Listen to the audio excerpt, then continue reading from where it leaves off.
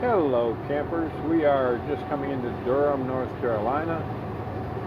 Beautiful, overcast, rainy on and off day. And I wanted to talk to you about delivering RVs to the shows. They have monstrous shows, and it's in my early years. And I know you're going to get tired of me saying this, but I'm going to tell you again because it's one of the most true things, unbreakable, unchangeable rules out there is you have no friends in the delivery or transporting business. No friends.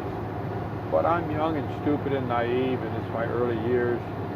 I hook up with 4 drivers that are taking RVs to the Hershey, Pennsylvania show, one of the biggest RV shows in the country, and there's probably going to be 600 units there on display. They're going to want you to move probably 350 to 400 of these units with the company you work for. So there's plenty of work. I don't really know what the heck I'm doing, so I sign on with these other, not sign on, but I join in with these other 3 drivers that do it all the time. They're old guys. Been doing it for years. And I think, well, this is good because, you drive out there to Hershey, Pennsylvania and run right back to Elkhart, pick another unit up. As fast as you can turn them around, you'll do it before the show. The reality to it is if you have to deadhead exactly the same amount of miles your live miles out, you're doing that whole thing for half price because you pay the deadhead. Anyway, I didn't realize that yet. So we run the 4 units out to Hershey, but you gotta know when to get there and exactly the right time because there's possibly 40 to whatever, 100 units all trying to wash their vehicles. You have to wash them before you get them signed for and delivered. All trying to wash on 3 or 4 hoses. If the hose works right. Hoses and brushes. So you might wait. If you get there at the wrong time, I've heard of people waiting an entire day to get their unit delivered. Sitting there doing nothing. Anyway, we get there. There's about maybe 20 RVs waiting to wash, which is great. It's like 11:30 at night. One guy, we take a nap, and one guy taps on your RV to move up so you don't lose your place in line. So it all worked out pretty quick. We're in and out of there.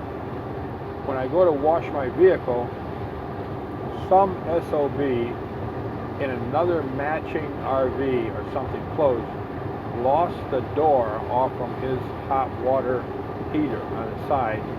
So while I was sleeping and nobody was watching, he stole the door off from mine because on that model they're all about the same size and a similar paint job, but not exactly the same.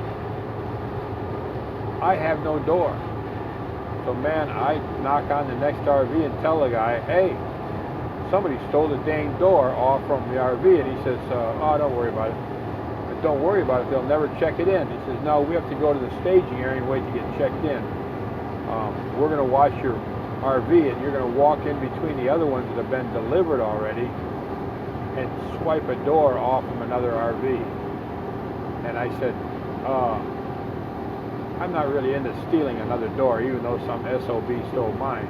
The guy said, listen, if you deliver that door, that RV with that door missing on there, that's going to be your $1,000 escrow for the insurance claim because they're going to call about repainting the entire side of that stupid RV or whatever. But they're going to charge you $1,000 for that little door. And the little door is only like 1.5 feet square. And it doesn't fasten on there very well to begin with. I know I didn't lose it going down the road because it was there when I got there. So anyway, I decided that the $1,000 door was coming off somebody else's RV. Well, I got one, but when I got it back, the RV, it didn't really match the paint job on the side of mine. I thought it did, but it wasn't really a great match. The guy inspected it, accepted it, and on we went. But I've had them swipe other drivers. These are other transport drivers, still making a living on it just like you, but unattended in truck stops, rest areas, whatever. I've had them swipe all kinds of stuff off from my RV, including the turn signal covers. You know the turn signal covers on the back where they have a fancy, these things somehow come out with fancy stuff on them that can't be replaced easily. You go back there and somebody stole all of the reflectors of the lights off the back of theirs because they backed into something and broke theirs. And they just left a hole there. And you're going to the auto store and you can't find anything to replace it.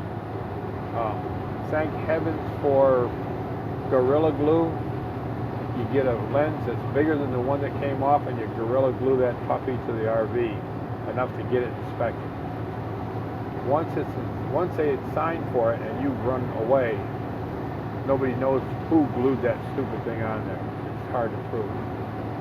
So they're just going to have to live with it. But I'm telling you, it's honesty. There's no honor among thieves.